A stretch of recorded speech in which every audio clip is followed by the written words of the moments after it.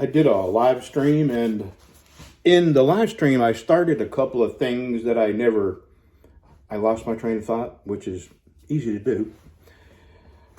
I was talking about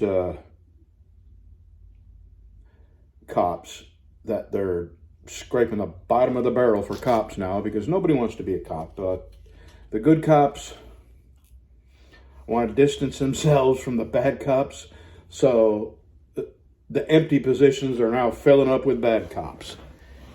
And those are the people who we're going to have to look out for if the rule of law changes or is gone. And here's what human nature. We are all born humans, and we're all born with the same nature. In the past, I believe most cops could get beyond the human nature to enjoy your power a little too much. Because when you become a cop and you get a badge and you have a gun and you have massive amounts of authority over people, you really got to rein in your human nature to abuse that. It's built into us. I'll give you an example. When I first became a truck driver, I realized immediately that people were scared of trucks. So you were going to do one of two things: take advantage of that fear people have of huge things behind them, or go to greater lengths to not scare people with your truck. And I gotta admit, when I first started trucking, I failed a few times. If somebody doesn't get out of your way, you get real close, and that's what bullies do. And it took me, a few months to actually rein in and put that under control. And I went 35 years of being a good, safe trucker. And when I sensed that even going down a road, people look in their mirror, and you could be way beyond a safe distance away from them, but still when they look in their mirror, they see something big, and it still scares them. So I would recognize this sometimes, and I would back off even further, or put it to the floor and go on down the road, and they don't have to worry about me. So that's the same thing with anybody else that's faced with a kind of power that most people don't have. And, it is human nature to take advantage of that. It is human nature to enjoy that feeling. And I believe used to be most cops got past that, got beyond that. And now I believe most cops embrace that and enjoy that and get pleasure out of instilling fear in people and take pleasure in causing problems in people's lives. And I never did get to finish my thought that society has changed and cops have changed. And the human nature that we all struggle against seems to win out in more cops than not now. And I wanted to tell you this story. I think about it every once in a while, how apologizing sincerely can make such a huge difference in a person's feelings towards you. This is just one example. Charlie and I were trucking, and we're going east, coming down into Reno. What is that, 70, 80? I forget the interstate. What is Reno on? It's either 80 or 70. Interstates go 20, 30, 40, 20. Interstate 10 across the bottom of the U.S. Interstate 20, Interstate 30, Interstate 40. Then you've got 70, 80, 90. And then the north and south highways are all odd numbers, 49, 59, Did you know that? 65, 75. We have Interstate 49 going through here, north and south. And we have Interstate 20 going east and west. Even numbers go east and west, and odd numbers go north and south. And that's interstates and federal highways, most state highways, and sometimes not. Sometimes county roads, most of the time, county roads don't observe that. So that's a little tip that you probably didn't know. Again, why was I telling you this? I've got a lot of things on my mind. I'm worried to death about what's going on inside me. I got another tribulation I have to make it through. This will be my third go around. I had my thyroid removed. That was a very long surgery. And he was pretty happy with himself that he was able to leave something important in there. And they didn't come out with a thyroid. Something that produces calcium in your body. You got to have it to live. And if you remember back that far, I lost my voice for a long time. Couldn't talk. And when I did talk, it was, I can't even describe it. You couldn't understand me. I had to really force myself to make sound come out of my mouth. And it hurt. It hurt to talk. And over the course of about 3 or 4 months, my voice finally came back. And now it's all I can think about is the last surgery. I was so sick, my choice was to die or go to the hospital. And I went to the hospital. I had made my peace with the Lord, and I was quite ready to go home. And if that was the outcome, I completely accepted it. I just did not want to hurt and be sick anymore. Now, this third time, I feel fantastic. I feel strong, energetic, and I'm worried to death that that's going to change, that I'm going to lose the good feeling that I have and the ability to do things and go places and enjoy life. And as much as I tell myself, it's in God's hands, don't worry about it.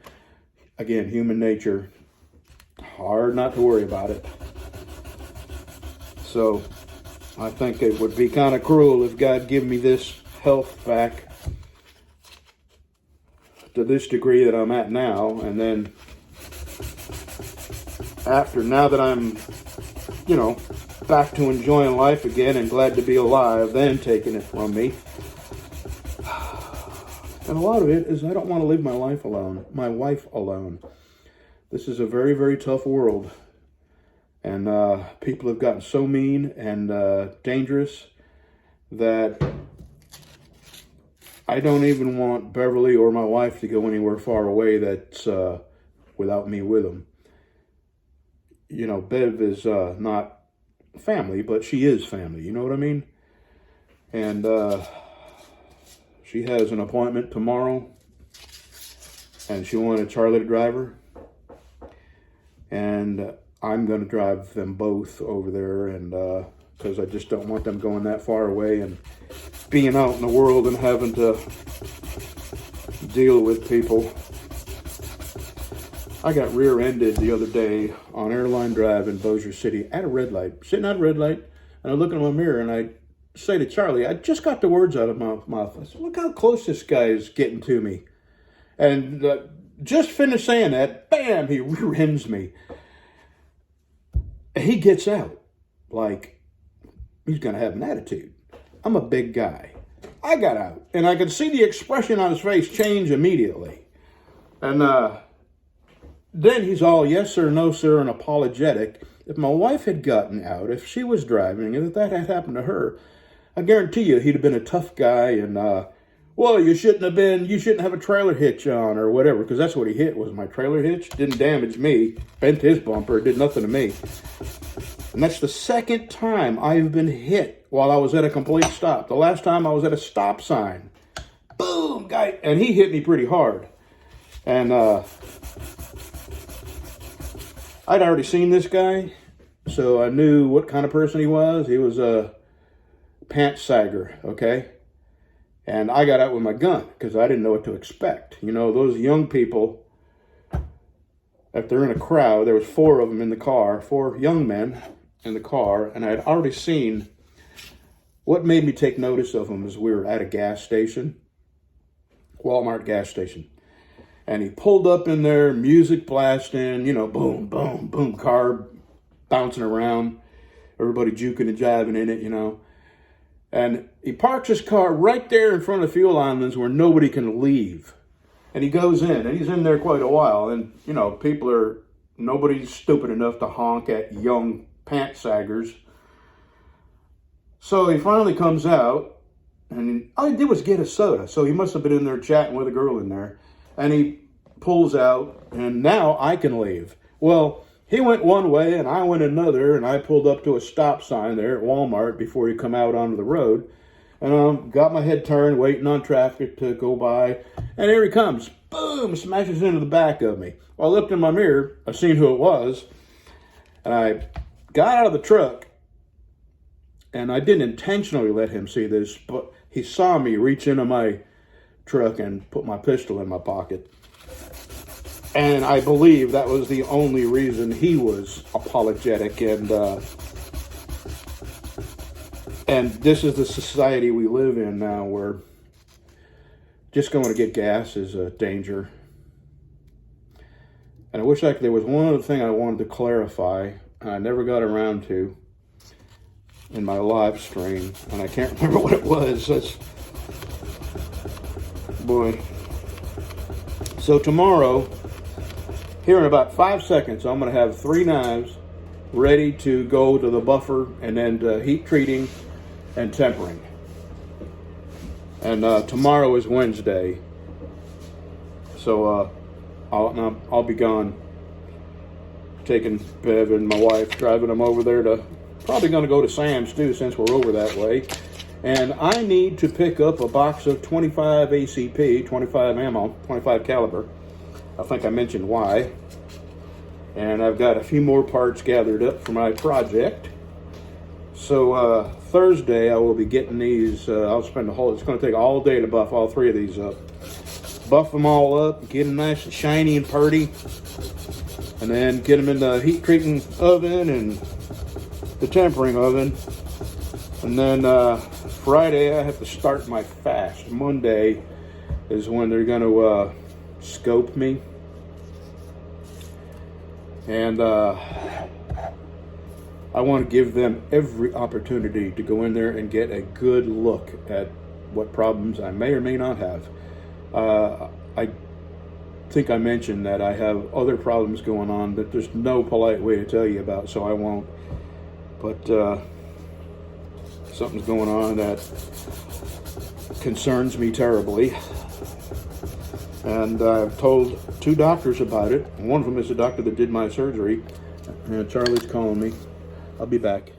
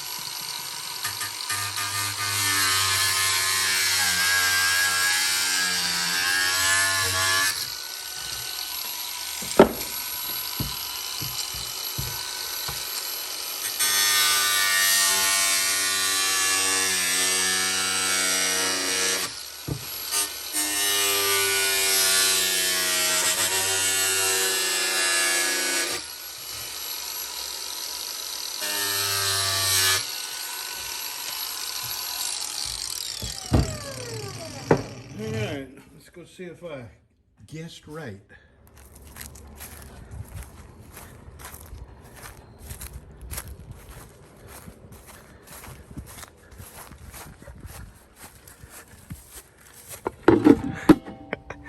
Close enough. Just wanted to protect the gauge and the knob there from the sun, and that's all I wanted. Come on, I haven't got all 30 seconds. Jeez. Gonna have some chili. You ever have a song that you knew as a young person go through your head, and all of a sudden you realize that, that's kind of an odd song. If, just part of it. And the song goes that went through my head, my eyes adore you, though I never laid a hand on you. My eyes adored you, like a million miles away, something. You couldn't see how I adored you. And I'm thinking, the police might be looking for that guy. Anyway, just one of them weird thoughts that go through your head. Just some good old chili right there. You good girl.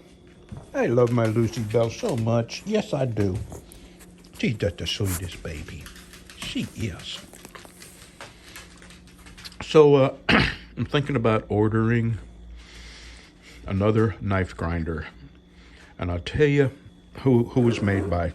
I can never afford one of the big 2x72 knife grinders. It's just beyond my... I'll never have that much money at one time. And to be honest, I've grown so used to my 2x42 that I've been able to make it do things. A 2x72, it does allow you to do things that I would like to do, but I can't. Large wheel, convex grinds, small wheel finger guards. Yeah, but I have found ways to get around most of the stuff I wanted to do, and just by buying smaller tools that do similar things. Well, anyway, my jet that I've had, golly, 6 or 7 years, it's on my my YouTube channel. When I got it, they just dropped it at the end of the driveway. That was funny. $700 machine. They just dropped it down at the end of my driveway. Didn't knock on the door. Didn't nothing. So anyway, I've used that. I've made so many major modifications to it. It is not the Jet 2x42. It is not made for knife making, but I made enough modifications that I made it work for knife making.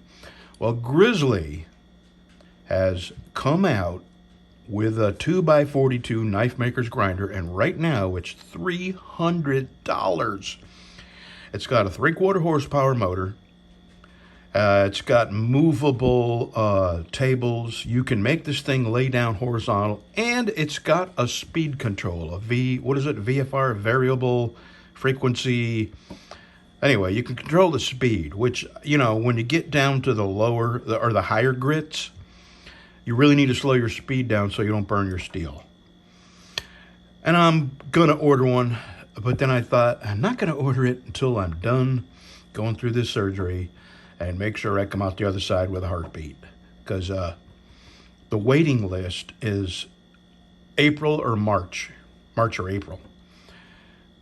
And the reason is they were so popular so quick, and to get on the waiting list, you got to pay for it. And I don't want to pay for something that, I may not be here to enjoy. So, but as soon as I get through this, I'm going to pay for it, put it on a credit card, make little payments, get on their waiting list, and March or April, maybe May, I will have a 2x42 that is as close to a 2x72 and the things it can do as I'll ever be able to afford to get.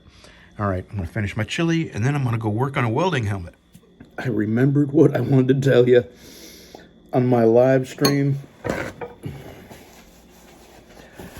I was starting something about apologizing and how that can make such a huge difference. And I was, right mid thing, I just completely forgot about it, talking about it. I was getting off the exit to pull into a truck stop in Reno. And I get down to the ramp, and there's 2 lanes that turn left and 2 lanes that turn right. Well, the light turns green. Since I'm turning left, I'm in the outside lane. Or so I thought. I get turned, and Charlie says, "Hey, you're running somebody off the road." And I'm thinking, I can't be running anybody off the road. There's nobody that should be beside me. For the first time in my life, I had come across a 3-lane left turn. And the reason I couldn't tell it was 3 lanes because there's so much traffic, they're covering up all the arrows, and there's nothing up above telling you that there's 3 lanes that turn left. Well, I ran this guy off the road, and thank God he was paying attention, because it would have been a wreck and it would have been my fault. So he pulls into the truck stop in the front, and I pulled into the very first fuel island where it's not far from him. He can see me. And I said to my wife, I said, I'm going to go over and apologize to the guy.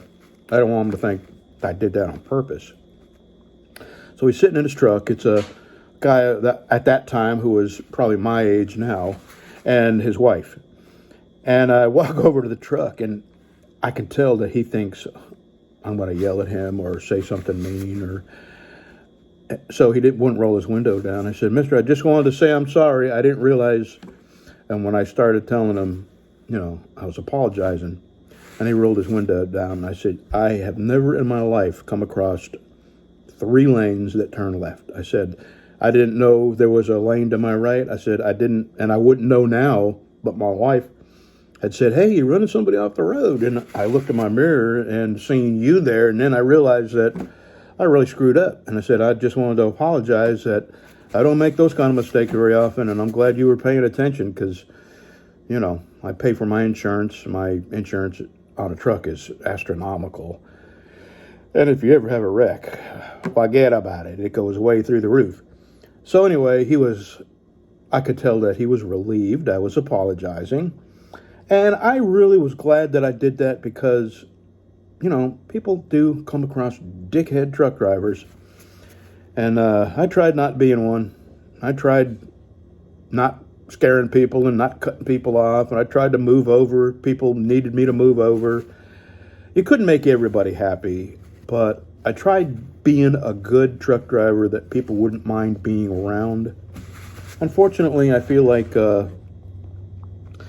was just like cops. You know, you don't remember the cop that pulled you over and was polite and just did his job and let you go on about your business. You remember the cop that treated you poorly and wrote you way more tickets than you deserved and tried to get you, you know, tried to escalate it. Those are the cops you remember. But in my life, I know I came across good cops, but I don't remember them. So it's the same thing with truck drivers. You know, why would you remember a truck driver that did his job well and, you know, you didn't have any reason to be afraid of them? The ones you remember are the ones that came over in your lane or did something stupid. Same thing. Anyway, I'm glad I apologized to the guy, because it totally changed his attitude towards me. His perception of me and why I was there changed the instant I said I'm sorry. And that's what I wanted to tell you about on my live stream, and I don't have any idea why I just completely forgot about it. I was paying too much attention to the comments, I had to get real close to the comments to see them, and then put my glasses on, because the writing is really small on my iPad. Anyway, I'm going to finish my chili, and my wife just got home on her motorcycle, and when I finish my chili, I'm going to go work on a welding helmet, and I'll show you. Okay, here's one helmet. This is kind of a cheap helmet.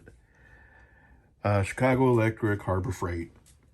And it quit darkening on me. These are the sensors that pick up when you pull the trigger on your welding torch, and it arcs, and it turns your glass dark, where the welding arc won't burn your eyes. See how you can still see through it? And it quit doing that because there's batteries in here, and the whole reason I took it apart was I was going to see if I could crack it open. And there's a battery in here that somewhere in here there's supposed to be a battery, and it's not working. So I have another helmet, which is a much better helmet. It's a Hobart helmet. So I'm going to put this one back together. I'm not going to throw it away. I'm going to try it and see if I set this out in the sun for a few days, a couple days actually. And hopefully whatever battery is in there will hold a charge.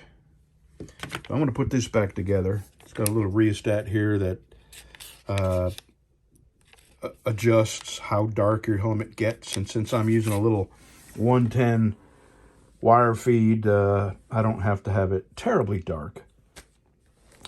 Anyway, I'm going to put that together. I'm going to take this apart, And this one has batteries up in here that I can replace. So this one didn't work either because it's been a long time since I did any welding. And, you know, it had even gotten moldy. It's really damp down there in that garage. So let me get this one together and get this one apart.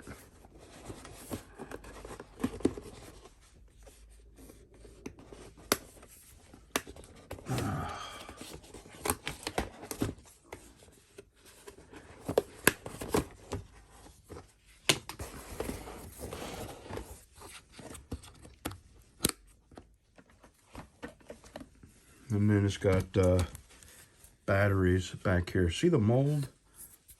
I'm going to get this all cleaned up, put new batteries in it. And I know I can get this one to work again, but I don't know if this one will. So I'm going to get them all cleaned up, put back together, and get these batteries out and see if they're 2032s, because I got them. Well, these are 2450 batteries, and I do not have any of those. So I'll have to either order them or find them at a store. So I'm going to leave this apart until I get them. And but that's good, because now I know it can be fixed with a couple of batteries.